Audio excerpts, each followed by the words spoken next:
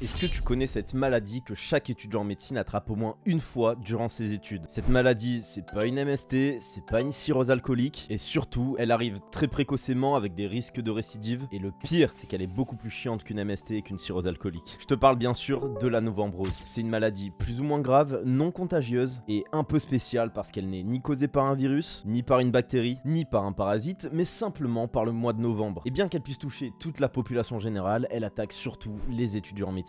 Et encore pire pour ceux qui sont en première année. Son principal symptôme, une démotivation aiguë et profonde, un mal-être intense et une absence de ganglions, et tout ça survenant spécifiquement durant le mois de novembre. Et encore, si ce n'était que ça, il y a la complication la plus grave et la plus fréquente de la novembrose, qui fait alors toute la gravité de cette maladie. Je parle bien sûr d'échouer son année de médecine. Tu comprends donc alors que c'est une maladie à laquelle tu dois t'intéresser particulièrement, car probablement, voire même sans le savoir, que t'en es atteint. Oh purée Julien, c'est dramatique, mais comment savoir si j'en suis atteint? Et puis, comment en guérir? Et bien jeune étudiant, il faut que tu saches que le traitement de la novembrose est encore méconnu du grand public. À vrai dire, malgré la gravité de la maladie, très peu de personnes se sont penchées sur le sujet. Mais mes années d'expérience et mes recherches m'ont alors permis de te proposer le premier traitement viable de la novembrose, et dont à l'heure actuelle, moi seul en suis le détenteur ultime. Et le protocole pour suivre le traitement, je vais bien sûr te le révéler dans cette vidéo. Parce qu'avec le recul que j'ai, je sais qu'il marche sur 90% des étudiants qui le suivraient à la lettre. Avec des résultats précoces, prouvés et observés par mon échantillon N supérieur à 100 d'étudiants en médecine dans la Régène. La Régène, c'est mon accompagnement et on ne traite pas que la novembrose, on traite carrément la médecinose. On prend les étudiants, peu importe d'où ils partent, et on les suit directement pour les aider à appliquer les méthodes qui marchent le mieux pour réussir. Méthode de travail, clarté mentale, énergie, motivation long terme et productivité, absolument tout y passe pour qu'ils deviennent excellents. Plus d'hésitation, moins de stress, on comble le retard, car on fait en sorte que leurs efforts payent réellement. Mais bref, parenthèse fermée, mis à part te dire qu'il ne faille absolument pas que tu cliques sur le lien dans la description, parce que sinon un étudiant de la Régène pourrait te présenter en appel comment on peut t'aider et comment nous rejoindre. On va commencer. La novembrose, c'est quoi? Absolument chaque étudiant en médecine a déjà entendu parler de la novembrose, mais attends, je t'ai dit, clique pas sur le lien. Attends la fin de la vidéo. Elle est super intéressante et t'as un cadeau à la fin. Oui, un vrai cadeau gratuit pour t'aider à réussir nos études. Donc je disais avant que tu m'interrompes, la novembrose, je sais que t'as déjà entendu ça. Énormément d'étudiants en médecine en sont sujets, et contrairement à ce que dit l'intro, c'est pas une vraie maladie. Je pense que tu l'as compris. C'est simplement cet état qui survient au mois de novembre et qui te donne absolument plus envie de travailler. Et tu peux la reconnaître super simplement parce que t'es tout le temps fatigué, t'as énormément de mal à travailler, tout te paraît beaucoup plus compliqué, et au niveau de ton humeur, c'est la décadence. En plus, tu stresses de fou, et c'est pas comme si tout ça était pas arrivé déjà dès le mois de septembre.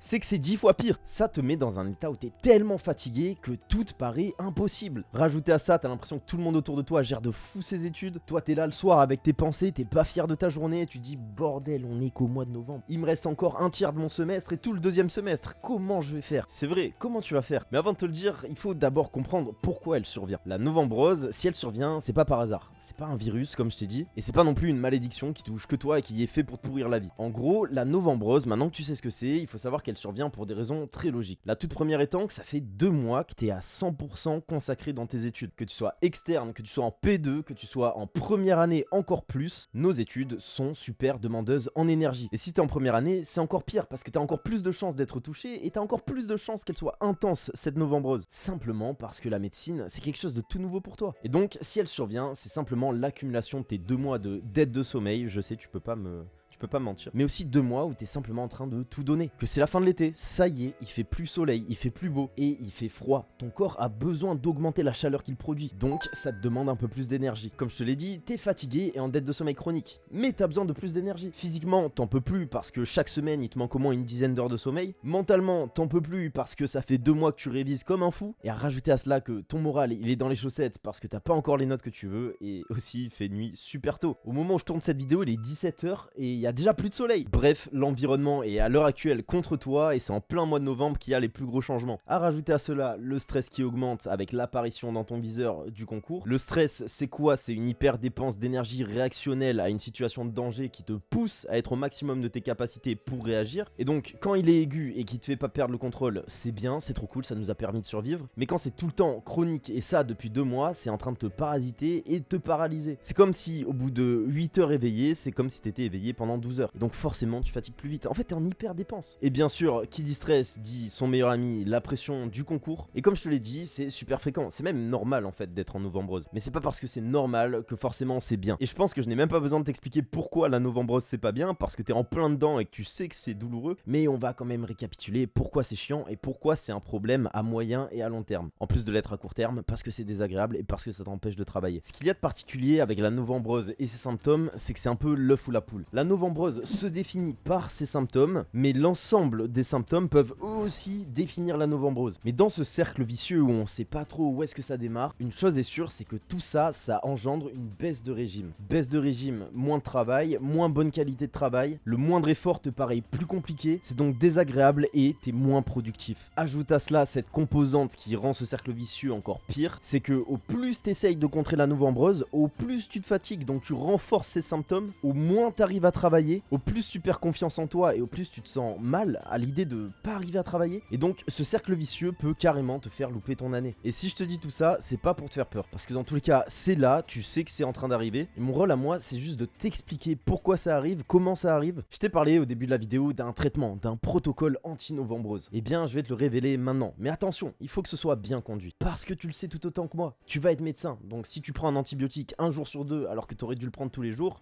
bah ça va pas marcher. La novembrose, c'est pas comme du monuril dans une infection urinaire simple. C'est pas non plus comme de l'azithromycine dans la découverte d'une chlamydia. C'est pas une pilule magique, il faut pas le faire qu'une fois pour que ça marche. Alors s'il te plaît, et je dis ça pour toi, je vais te donner le protocole qui va marcher et qui a déjà marché pour moi. Mais il faut que ce soit bien conduit. Le protocole que je vais te donner, je sais que tu vas pas le trouver très sexy. Il va pas te paraître non plus très innovant. Mais pour autant, je t'assure que ça marche et que ça a déjà marché sur moi et sur plusieurs de mes élèves. Et quand je vais te le révéler, c'est-à-dire maintenant, tu sais que ça va marcher pour toi, mais il faut que tu l'appliques. On a vu que la novembrose était due à une perte d'énergie et que elle-même continuait de te faire perdre de l'énergie. Comment on récupère de l'énergie? Eh bien, on dort bien et suffisamment. Je sais que ça paraît bateau, mais laisse-moi t'expliquer pourquoi. Ce qui rend toutes tes tâches compliquées, c'est ton dérèglement en dopamine. La dopamine, c'est ton hormone de la motivation et de l'envie de faire des choses. Tu peux soit la cramer sur TikTok, soit l'utiliser pour qu'elle t'aide à réviser. Et à quel moment la dopamine se régénère? Eh bien, pendant le sommeil. Donc si tu dors plus, t'as plus de dopamine au début de ta journée et t'es plus enclin à travailler efficacement et facilement. Deuxièmement, j'ai pas besoin de te faire un dessin, mais au mieux tu dors, au moins t'es stressé. Qui dit moins de stress, dit moins de dépenses d'énergie, donc tu te crames moins vite durant ta journée. Parce qu'on a vu que le stress, c'était une hyper dépense d'énergie. Mais même sans être en hyper dépense d'énergie, si tu dors pas assez, eh ben t'es en manque d'énergie quand même. Ce manque d'énergie, probablement que t'en es atteint de façon chronique, vu que ça fait 2 mois que tu fais pas gaffe à tes heures de sommeil, donc c'est le moment de rectifier le tir. Au final, le sommeil n'est pas à part de la méthode de travail. Je vois beaucoup d'étudiants qui sont là à me demander, ok mais Julien, comment je fais pour bien retenir? Ok Julien, comment je fais pour travailler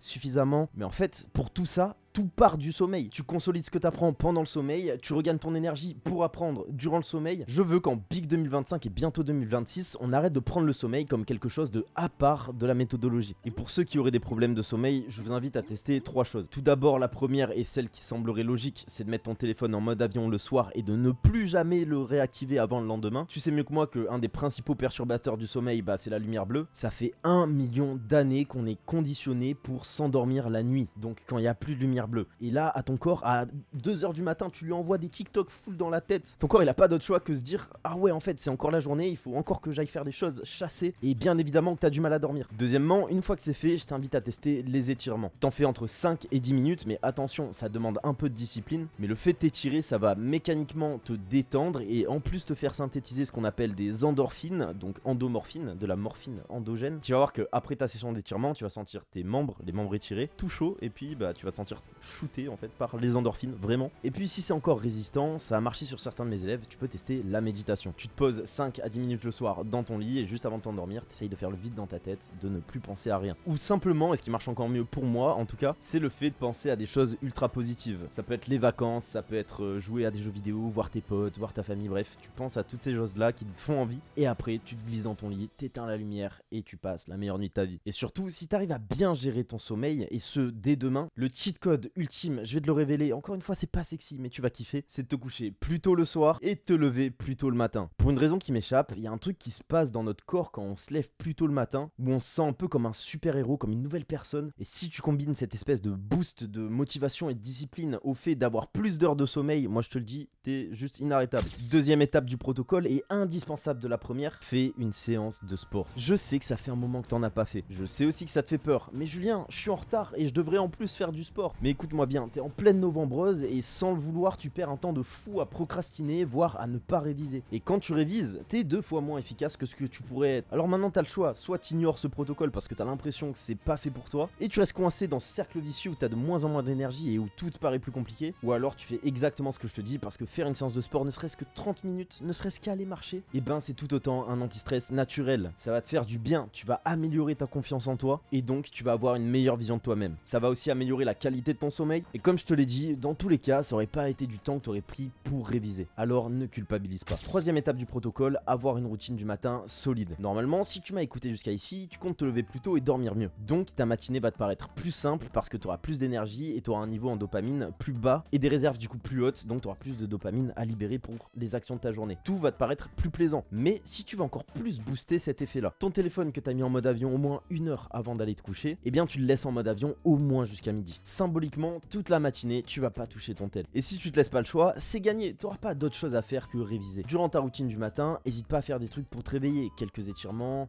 quelques pompes, mais je vais pas te surcharger et la routine du matin on pourra en reparler parce que c'est tout un vrai truc. Mais je vais te demander de respecter une règle pour ta routine du matin, ça va être de toujours commencer par des trucs difficiles. Au plus t'es tôt dans ta journée, au plus tu dois faire des trucs difficiles, parce que ces trucs difficiles vont te paraître plus faciles que si tu les faisais après un truc facile. Par effet de contraste dopaminergique, vu que par exemple si tu scrolles sur TikTok, tu vas dépenser à fond de la dopamine, et après ton cerveau il va comprendre que ok, en fait j'ai le choix entre continuer de scroller ou aller travailler. Qu'est-ce que je fais? Bah forcément je continue de scroller. Alors suis cette règle, et aussi parce que si tu la suis à la lettre, à l'inverse, ton cerveau il va juste capter qu'il a pas le choix. Il a pas le choix que de travailler. Ton cerveau il est naturellement contre toi, il veut juste que t'aies la flemme, il s'en fout que tu réussisses médecine. Et le meilleur moment pour reprendre le contrôle sur lui, c'est le matin, et ce dès demain. Allez, quatrième étape du protocole, et plus facile maintenant, tu vas un peu plus kiffer, c'est un peu plus sexy. Il va falloir agir sur ton stress. Mais ça on en parlera dans toute une vidéo complète, et pour le coup j'ai un petit peu une pilule magique pour le stress. Ouais, en description tu vas pouvoir retrouver un lien avec tout un tas de ressources, dont la trame anti-stress que je réserve normalement uniquement à mes élèves. Cette trame anti-stress, elle marche trop bien. Il faut juste que tu la suives, elle dure pas longtemps, c'est 5 minutes, elle est pas compliquée. Mais pour autant, si tu la suis vraiment bien à la lettre et que tu la répètes régulièrement, ton stress va significativement baisser, et ce dès la première utilisation. Alors c'est gratuit, je t'en dis pas plus, le lien est dans la description. Et puis la dernière étape du protocole est probablement la plus importante, ça va être de t'engager. Engage-toi maintenant, t'as maintenant la recette sur comment faire pour contrer la novembrose. Alors je vais te demander plusieurs choses. Tout d'abord, je vais te demander de liker la vidéo pour confirmer avec toi-même que tu vas le faire. Allez vas-y, tu peux le faire maintenant. Deuxièmement, je vais te demander de t'abonner. Ça c'est pour que tu puisses retomber sur mes prochaines vidéos et que je puisse te suivre à travers celle-ci. Tu verras, on va refaire le point sur ta novembrose. Oui mais Julien, comment est-ce que tu vas me suivre à travers tes vidéos? Eh bien c'est très simple, je vais te demander de commenter pour confirmer ton adhésion au protocole, et ça pour t'engager auprès de toi, mais maintenant aussi auprès de moi et de toute la communauté. Je vais retenir ta tête, je vais retenir ton commentaire, et puis quand on fera le point, on verra où t'en seras. Mais ça, seulement après avoir fait cette dernière action, à savoir note sur un post-it ton engagement. Tu vas noter une phrase motivante, quelque chose qui te donne vraiment envie de te lever le matin, et tu vas le coller sur ton téléphone. Et ce, dès ce soir. Ce qui fait que demain, quand tu vas te réveiller avec ton téléphone, la première chose que tu verras de ton début de journée, ça sera ce post-it là. Un peu comme un message que tu faisais au toi du futur de demain. Et ce post-it, une fois que tu vas enlever le réveil, tu vas pas l'enlever de suite. Tu vas l'enlever à midi,